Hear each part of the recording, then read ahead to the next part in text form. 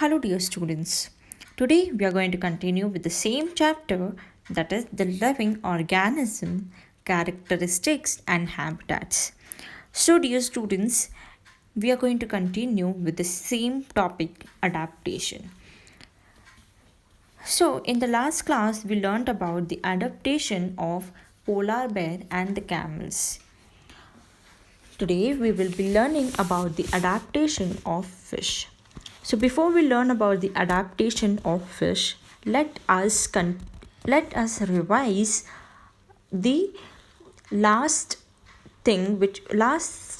topic which we revised about the camels. So dear students, in sea, plants and animals are surrounded by saline water. Saline is nothing but the salty water. Most of them use air dissolved in water. There is very little water available in desert. That is what we discussed yesterday, right? Yes. In desert, it is very hot in the day time and very cold in the night.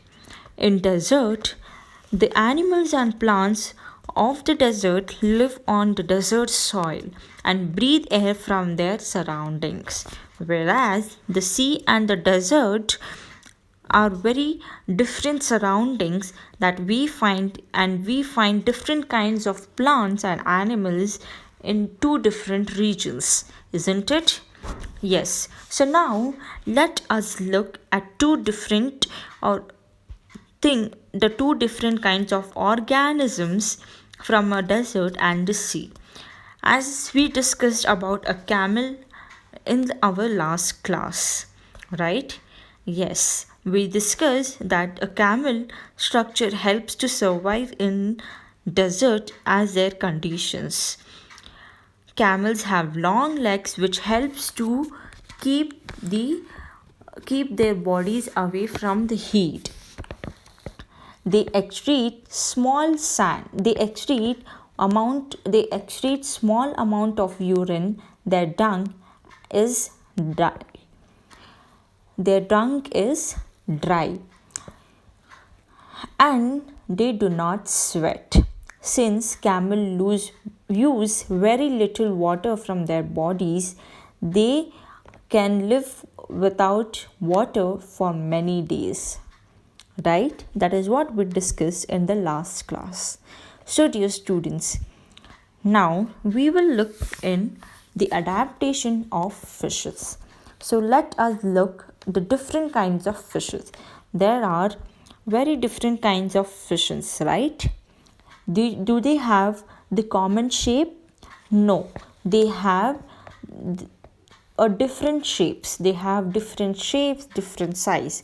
All of them have a streamlined shape, but they are different.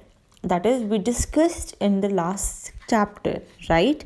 They are in the streamlined shape.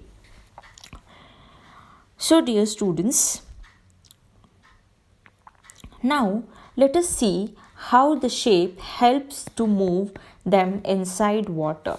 Fish have slippery scales on their bodies, and these scales protect the fish and also helps in easy movement through water.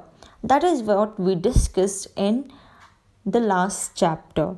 The fish have flat fins and tail that helps them to change the directions and keep the body balanced in water. Gills present in the fish helps them to use the oxygen dissolving in water. We see that the features of the fish help to live inside water and features of the camel help to survive in the desert. We can only take two examples from a wide variety of animals and the plants that live on the earth. In all these variety of organisms, we will find that there is a certain feature which helps them to live in the surroundings in which they are normally found. The presence of specific feature or certain habits which are unable in organisms to live in naturally in a place is known as adaptation. So, there are different organisms which have a special feature where they are comfortable and where they are adjusted to that particular environment, and that is called as adaptation.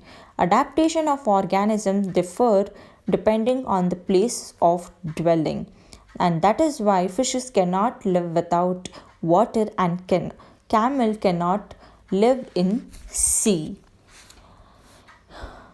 The place where organisms live is called as habitat.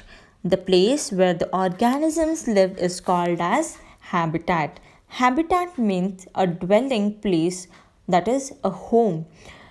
The habitat provides food, water, air, shelter, and other needs to the organisms.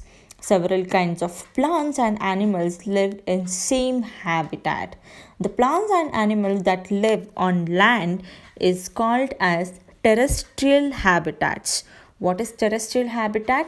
The plants and animals that live on land is called as terrestrial habitat. For example, forests, grasslands, desert, coastal, and mountain regions. On the other hand, the plants and animals that live in water is called as aquatic habitat. For example, lake, rivers, oceans are the aquatic habitat. There are a large variations among the terrestrial habitats like forests, grasslands, desert, coastal, and mountain regions located in different parts of the world. Now, let us see the two components of the habitats, that is biotic components and abiotic components. Now, what is biotic components? That is the organisms, both plants and animals living in a habitat is known as biotic components. What is abiotic components? The non-living things which such as rocks, soil, air, water in the habitat constitute abiotic components. So dear students, what I want you to do is find out whether sunlight and heat are biotic or abiotic components. And let us continue this session in the next class. Thank you class. Enjoy learning.